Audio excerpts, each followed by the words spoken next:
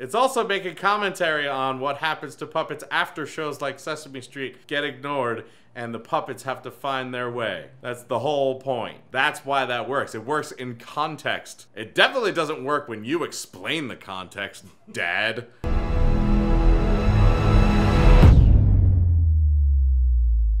What's up, haters? Welcome to Boss Level 8, where we make fun of movie critics. We watched the movie The Happytime Murders. People hate this movie a lot. They do not like it. One critic who doesn't like it is Josh Spiegel, and we're gonna take a look at his review together for the first time and find out exactly why, and then, of course, make fun of him. If it's your first time hanging out with us, make sure you hit the subscribe button and the little bell right next to it so you can get notified every single time we have a new video. Now, let's take a look at Josh Spiegel's review of The Happytime Murders. If you're in the mood for a great cinematic blend of edgy comedy and detective thriller, combining the seamy underbelly of the big city with seemingly childish characters who have surprisingly adult predilections, good news! Who Framed Roger Rabbit is streaming on Hulu. It's a classic. Oh, I get it, because they're like similar. I would say that one is a little more childrenish, if that's even a word. I would say that Who Framed Roger Rabbit did not go quite that far. It's like saying The Simpsons is South Park. If, on the other hand, you're in the mood for a movie that apes the style of the 1988 masterpiece, as well as a handful of other not terribly recent films, then the dull and laugh-free The Happytime Murders is your only option. Wait, your only option to find something that isn't funny, but is trying to be like the movies that you're comparing it to. I mean, I guess that's like a very specific thing. You don't get a lot of dates if you're like hyper-focused on exactly what you're looking for. It's like, it's just really difficult to find someone who's under 3'6" and worships Satan. But there's not much of a good reason to sit through the film outside of sheer baffled curiosity. I really don't feel like a good reason to go into this movie and sit through it. It's like, I'm just a little curious. I feel like curiosity isn't enough to sit through the whole thing. Like, if you reach like the 15-minute mark and you're like, this isn't for me, then curiosity is clearly not enough. I feel like, a good 5-10 minutes into the orgy, you know whether or not you want to be there with Bob and Gladys. I don't know.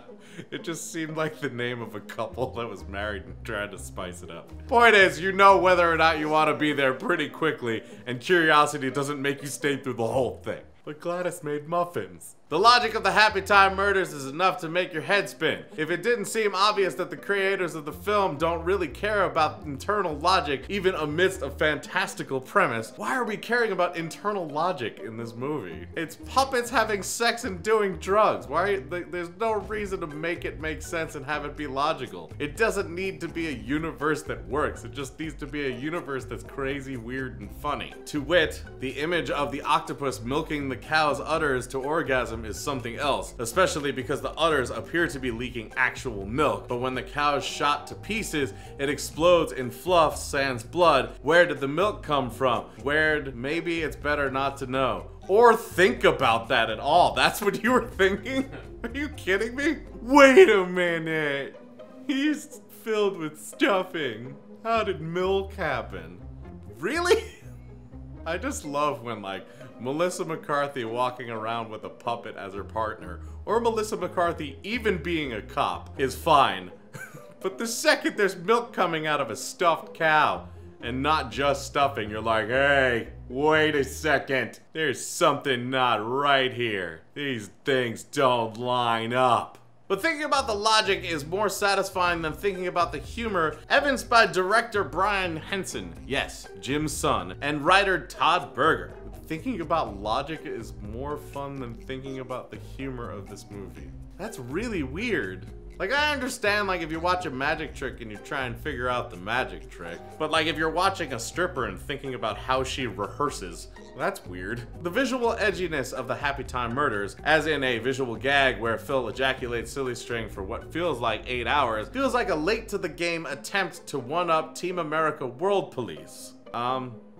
Not really, because in Team America World Police, they were marionette puppets that were made to look like people. In this, they were puppets that were made to look like NB puppets. So it's a completely different thing. They were using puppets so that they can get away with much more making commentary about people instead of actually using actors and people. In this case, they were puppets, and we were never told otherwise. You can tell by the stuffing that comes out, not so much the milk. The verbal humor isn't much stronger based on lines like, looks like this mystery was brought to you by the letter P. Because you see, there's this show called Sesame Street and, well, you know. Yeah, that's the point. It's a satire. It's also making commentary on what happens to puppets after shows like Sesame Street get ignored and the puppets have to find their way. That's the whole point. That's why that works. It works in context. It definitely doesn't work when you explain the context, Dad.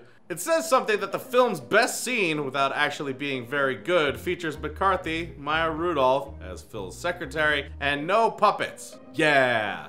Is this racism? I don't even know. Does that mean? Although I am very happy that you like Melissa McCarthy at all, because most people just like hated on her about this movie and just her in general. Also, what the hell scene are you talking about? Because I'm like, she definitely wasn't in the ejaculating cow scene, and that's easily one of the best scenes. Or in the other ejaculation scene, or that one other S&M ejaculation scene. She was in like none of the ejaculation scenes. What scene are you talking about? It's just enjoyable to watch them on screen again, reuniting in a warped way after Bridesmaids. Okay? So a dump in the street is fine, but an ejaculating cow, not okay. Alright. The puppet characters themselves are, like the film itself, flaccid and lifeless. Well, afterwards. It's not that Barretta and the other puppeteers aren't talented at what's clearly a very challenging job. It's that Phil and the other puppet characters just aren't interesting. And frankly, very few of the human characters get much to do either. You know, a lot to do? I don't want to give away stuff, but like a lot of things happen. Melissa McCarthy does a whole boat-ass load of drugs and acts crazy during a whole scene. Like that's... Things definitely occur. When you make a film with Melissa McCarthy, Maya Rudolph, Joel McHale, and Elizabeth Banks, and there's maybe one mild chuckle spread out amongst the four of them, something is wrong. Kind of, but to be perfectly honest, they're the straight men in the movie. The humans aren't the humor. The humans facilitate and react to the humor. The majority of the humor is the puppets. That's why we have it.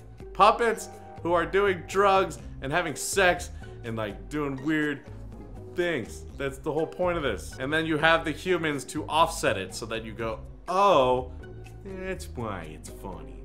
If they do something really rip-roaring funny that takes away from the puppets, then that's just a testament to how funny they are. That has nothing to do with this movie or the story. About 20 years ago, this film might have seemed darker, more biting, and slightly wittier. Today, it's just stale. 20 years ago. What was it? 1998? There's no fucking way they would have gotten away with this in 1998. Really? No way! People were losing their minds about South Park being a show still. At all. In 1998. And the eldest of the Backstreet Boys smoking cigarettes. We couldn't even handle that crap. Now, the 80s, it was like 1988, it would be a different story. I mean, the sex wouldn't have been okay because we censored the crap out of everything in that department. But executives would have been like, hey, where's all the blow in this movie? And also, none of the dudes look like chicks enough. And where's that actor we could really count on? Mickey Rourke. Get me some girls who are in one pieces where the hips are way too high. Like, they cut them, like, under their arms. That was a really weird era for swimsuits. Hashtag weird swimsuits. Alright, let's end this shit.